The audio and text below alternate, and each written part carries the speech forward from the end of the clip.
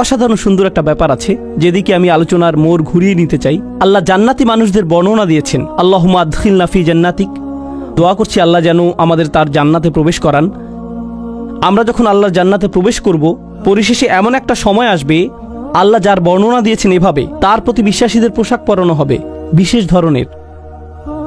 হুল্লু আসাউইরা মিন ফিদ্দাহ, তাদেরকে বিভিন্ন ধরনের সিল্কের তৈরি পোশাক পরানো হচ্ছে, হাতে বিশেষ ধরনের ব্রেসলেট পরানো হচ্ছে। মনে করতে পারেন রোলেক্স ঘড়ির মতো কিছু, বিশেষ ব্র্যান্ডের ঘড়ি পরানো হচ্ছে, হাতে ব্রেসলেট পরানো হচ্ছে, সুন্দর জামা পরানো হচ্ছে। কেন তাদের স্পেশাল পোশাক পরানো হচ্ছে? ভালো পোশাক পরেন কারণ বিশেষ কোনো অনুষ্ঠানে যোগ দিতে যাচ্ছেন, তাই না? আপনি উত্তম পোশাক পরেন যখন বিশেষ কারোর সাথে সাক্ষাৎ করতে যান। ঠিক একই আয়াতের পরের অংশে তিনি বলেন, ওয়াসাকাহুম রাব্বুহুম শারাবান তাহুরা, আর তাদের রব আল্লাহ তাদেরকে পবিত্র ড্রিঙ্কস পান করতে দিবেন। আপনারা সরাসরি আল্লাহর সাথে সাক্ষাৎ করতে যাচ্ছেন। আপনাকে বিশেষ পোশাক পরানো হচ্ছে জান্নাতে, কারণ আপনি আল্লাহর সাথে সাক্ষাৎ করতে যাচ্ছেন।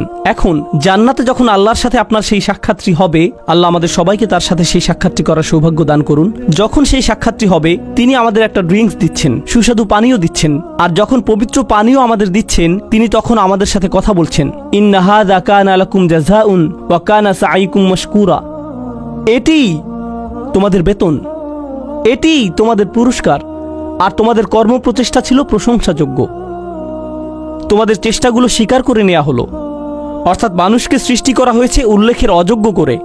মানুষ মরে যায়, এরপর অন্যরা হয়তো কিছুকাল তাদেরকে মনে রাখবে অথবা রাখবে না, কিন্তু আল্লাহ বলছেন মহাবিশ্বের বয়সের চেয়েও বেশি সময় ধরে এবং যতকাল যাবৎ আকাশসমূহ এবং পৃথিবী বর্তমান আছে তার চেয়েও বেশি সময় ধরে আল্লাহ আমার চেষ্টাগুলোর কথা মনে রাখবেন। আল্লাহ তার স্বীকৃতি দিবেন। আল্লাহ বলবেন, তুমি উত্তম প্রচেষ্টা দেখিয়েছ আর তার পুরস্কার তুমি এখন পাচ্ছ। আল্লাহ আমার স্বীকৃতি দেবেন, আমি তখন মাজকুর হয়ে যাব আল্লাহর নিকট। আল্লাহ নিজে আমার উল্লেখ করবেন। আমরা যে আল্লাহর জিকির করি, এটি একটি দিক। আর এই আয়াতে আল্লাহ আপনার জিকির করছেন, তিনি আপনার কথা উল্লেখ করছেন, তিনি আপনার প্রচেষ্টাগুলোর কথা মনে করছেন, তিনি আপনার চেষ্টাগুলোর স্বীকৃতি দিচ্ছেন। তো এখন আমি আমার চাহিদা সম্পর্কে শিখলাম যে এটা বৈধতা চায়, আমার স্বীকৃতি পাওয়ার চাহিদা, আমার উল্লেখ পাওয়ার আকাঙ্ক্ষা। আল্লাহ যে পিপাসা আমার ভিতরে স্থাপন করে দিয়েছেন, আর কোনো মানুষ সে তৃষ্ণা কখনো মেটাতে পারবে না। যখন অন্য কারো মনোযোগ চাইবেন বা অন্য কারো স্বীকৃতি চাইবেন, আপনি সর্বদা হতাশ হবেন।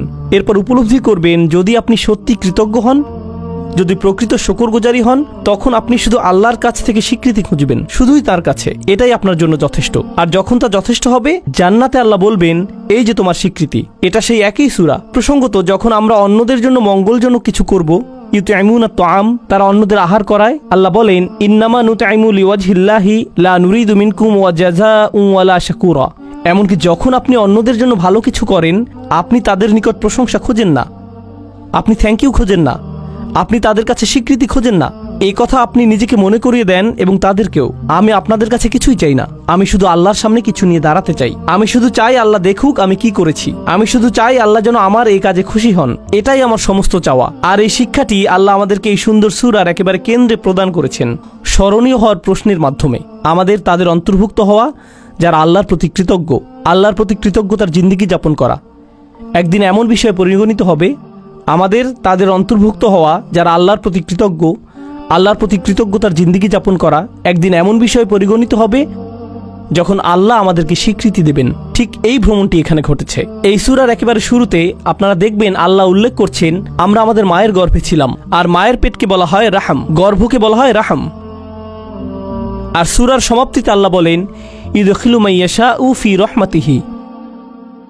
তো তিনি আশারা ইলা রহমা ফিল বিদায়া, তিনি রহমের দিকে ইঙ্গিত করলেন, তিনি রহমের দিকে ইঙ্গিত করলেন সূরার সূচনাতে। আর উপসংহারে তিনি বললেন, তিনি যাকে চান তার রহমাতে প্রবেশ করান, অর্থাৎ তার জান্নাতে। ঠিক যেভাবে আপনার প্রতিটি চাহিদা পূরণ করা হচ্ছিল আপনার মায়ের রাহমের ভিতরে, সেটা ছিল রাহমের প্রথম এপিসোড। আর রাহমের শেষ এপিসোড আমার আপনার জন্য অপেক্ষা করছে, আর তা হলো আল্লাহর রাহমা আসলে, আর তা হলো জান্নাতে প্রবেশ। আল্লাহ আমাদের সবাইকে তার জান্নাত প্রদান করুন। আপনাদের অনেকেই গ্র্যাজুয়েট হচ্ছেন বা গ্র্যাজুয়েট হয়ে গেছেন, পেছনে বহু স্মৃতি রেখে যাচ্ছেন, চমৎকার সব স্মৃতি, বন্ধুত্বের, শিক্ষার, অভিজ্ঞতার। এই ভার্সিটিতে, এই স্থানে, এই ধরনের স্থানগুলো একসময় নিজের কাছে নিজের বাড়ির মতো মনে হয়, আমার অবিচ্ছেদ্য অংশে পরিণত হয়। এরপর কয়েক বছর পার হওয়ার পরে আপনার তখন চাকরি থাকবে, বিয়ে করবেন, ব্যস্ত হয়ে পড়বেন, আরও কত কিছুতে। হঠাৎ একদিন সিদ্ধান্ত নিলেন নিজ ভার্সিটিতে বেড়াতে আসবেন, ঠিক শুধু অতীত স্মৃতিগুলো মনে করতে। আবার ভার্সিটিতে ঘুরতে এলেন, তখন লক্ষ্য করেছেন দেয়ালগুলো আগের মতোই আছে, রাইট? রেস্টুরেন্টটাও আগের মতোই, বন্ধুদের সাথে যে জায়গাগুলোতে আড্ডা দিতেন তাও আগের মতোই আছে, অজুর জায়গাটাও একটুও বদলায়নি। কিন্তু আশেপাশের সবগুলো মুখ অপরিচিত, কেউ আপনাকে চেনে না। সবকিছুই আগের মতো সুন্দর, কিন্তু আমার জন্য নয়, এখন এগুলো অন্যদের জন্য। আপনাকে সম্পূর্ণরূপে সরিয়ে ফেলা হয়েছে, আপনি আর এখানে মাযকুর নন। এমনকি এই ধারণা, যা আর কখনো ফিরে পাই না। শিক্ষকের হয়তো আপনার কথা স্মরণে আনতে বহু কষ্ট হয়, তাকিয়ে বলে, তুমি আমার ক্লাসে ছিলে, রাইট? আমি ভেবেছিলাম আমি আপনার সেরা ছাত্র। না, আমার এরকম বহু সেরা ছাত্র আছে, তুমি অতটা সেরা নও। আপনার নাম এভাবে মানুষ ভুলে যাবে। তাই আমাকে আপনাকে একটা সিদ্ধান্ত নিতে হবে। ভার্সিটি ছেড়ে যাওয়ার এই ক্ষণে, গ্র্যাজুয়েট হওয়ার এই মুহূর্তে তোমরা হয়তো চাকরি নিয়ে ভাবছো, একটি ক্যারিয়ার নিয়ে ভাবছো, তোমার জীবনের পরবর্তী চ্যাপ্টার নিয়ে ভাবছো। জীবনের এরকম প্রতিটি চ্যাপ্টারের একটা টাইটেল থাকতে হবে। আল্লাহ কিভাবে আমার জীবনের এই চ্যাপ্টারের কথা মনে রাখবেন? তিনি কিভাবে মনে রাখবেন? আমি জানি যখন একটা চাকরি পেতে যাচ্ছেন তখন আমার মা কি বলবে, আমার বাবা কি বলবে, মানুষ কি বলবে, কত টাকা বেতন পাবো, অ্যাপার্টমেন্ট কোথায় পাবো, আমি কি অমুক জিনিসটি পাচ্ছি, তমুক জিনিসটি পাচ্ছি। আপনার মাথায় সমস্ত প্রশ্ন এসে জড়ো হয়, প্রেস্টিজ নিয়ে, স্বীকৃতি নিয়ে এবং সমাজে মাযকুর হওয়া নিয়ে। প্রথমে সবকিছুর উপর যদি এই প্রশ্নটি রাখতে পারেন, আল্লাহ কিভাবে এর কথা মনে রাখবেন? আমি কোন ধরনের প্রভাব পেছনে রেখে যাচ্ছি? আমি কি এমন কিছু রেখে যাচ্ছি যার কারণে আল্লাহ আমার কথা মনে রাখবেন? যদি এমন কিছু করেছি তাহলে আমি সফল হয়েছি। আমি শেষ এই বিষয়টা চিন্তা করার জন্য রেখে যাচ্ছি। আমরা এখন এই ধারণায় এতটাই আচ্ছন্ন যে মানুষ যদি আপনার সফলতা না দেখে তাহলে আপনি সফল নন। মানুষের চোখে আপনার সফলতা দৃশ্যমান না হলে আপনি সফল নন, তাই তো? এখন কেউ একজন এসে আমাকে বলতে পারে, এই ভাই, আপনি তো দারুণ সফল, কিভাবে এত সফল হলেন? তখন আমি জিজ্ঞেস করলাম, আচ্ছা কিভাবে বুঝলেন আমি সফল? আমার সফলতাটা কি? ও, আপনার যে বিশাল সংখ্যক ফলোয়ার আছে, লক্ষ লক্ষ মানুষ আপনার ভিডিও দেখে, এই জন্য আপনি সফল। তখন আমি বলি, সুবহানাল্লাহ, আমরা কোরআন থেকে কত দূরে সরে এসেছি, আমাদের চিন্তা ভাবনা কোরআন থেকে কত দূরে। জানেন তো, নূহ আলাইহিস সালামের প্রায় কোনো ফলোয়ারই ছিল না, তার অত অনুসারী ছিল না, আর বিশাল এক সময় ধরে তার কোনো অনুসারীই ছিল না। বস্তুত আপনি যদি নূহ আলাইহিস সালাম সম্পর্কে জিজ্ঞেস করেন, তার নিজের অঞ্চলে মানুষ তাকে নিয়ে উপহাস করত, ওহ ওই বৃদ্ধ মানুষটা, সে তো একটা পাগল। এই ধরনের কটু কথা তিনি শত শত বছর ধরে শুনে আসছিলেন। আর একমাত্র যিনি তার সেই যন্ত্রণাগুলোর কথা মনে রেখেছেন, কোনো ঐতিহাসিক সেই সংগ্রামের কথা লিখে রাখেননি, যার কোনো নথিপত্র বর্তমান নেই। ভাবছেন কিছু মানুষ নূহ আলাইহিস সালামের জীবনী লিখে রেখেছিল যেন মানুষ তার কথা মনে রাখতে পারে? না না না, আল্লাহ এটা রেকর্ড রেখেছেন, আর আল্লাহ তাকে মাযকুর বানিয়েছেন। ইব্রাহিম আলাইহিস সালাম মক্কার মরুভূমিতে একা একা দোয়া করছিলেন, ও আল্লাহ, এই ঘরটিকে একটা শান্তিপূর্ণ স্থানে পরিণত করুন এবং মানুষের অন্তরে ভালোবাসা তৈরি করে দিন এই ঘরের প্রতি। ফাজআল আফইদাতাম মিনান নাসি তাহওয়ি ইলাইহিম। তখন কোনো ভিডিও ক্যামেরা ছিল না, কোনো লাইভ স্ট্রিমিং ছিল না, এরকম কিছু ঘটেনি, কেউ সেখানে ছিল না, শুধু একজন মানুষ মরুভূমিতে, শুধু তিনি আর তার রব কথা বলছিলেন। তিনি কোনো রাজা ছিলেন না, তিনি সম্পদশালী কোনো ব্যক্তি ছিলেন না, তার কোনো লিপিকার ছিল না যে আগামী দিনের জন্য এই ইতিহাসগুলো লিখে রাখবে। জানেন, মিশরীয় প্রাচীন প্রাসাদগুলোতে রাজাদের ঐতিহাসিক চিত্র, তাদের ফরমানসমূহ এবং দেয়ালগুলোতে প্রচুর লিখনি পাওয়া গিয়েছে। আমরা কিন্তু ওই লেখকদের নামও জানি না, আমরা শুধু জানি তারা কিছু মানুষকে অর্থ করে দিয়েছিল ওই দেয়াল লিখনের জন্য। কেউ তো ইব্রাহিম আলাইহিস সালামের জন্য কিছু লিখে রাখেনি। তবুও আজকের দিনেও আমরা ইব্রাহিম আলাইহিস সালামের জিকির করছি। প্রতি বছর হজের সময় আমরা তার কর্মবহুল ও বর্ণাঢ্য জীবনের কথা স্মরণ করছি, আর আমরা আমাদের সমগ্র দিনকে বলি মিল্লাতা আবিকুম ইব্রাহিম। আমি কি বোঝাতে চাচ্ছি?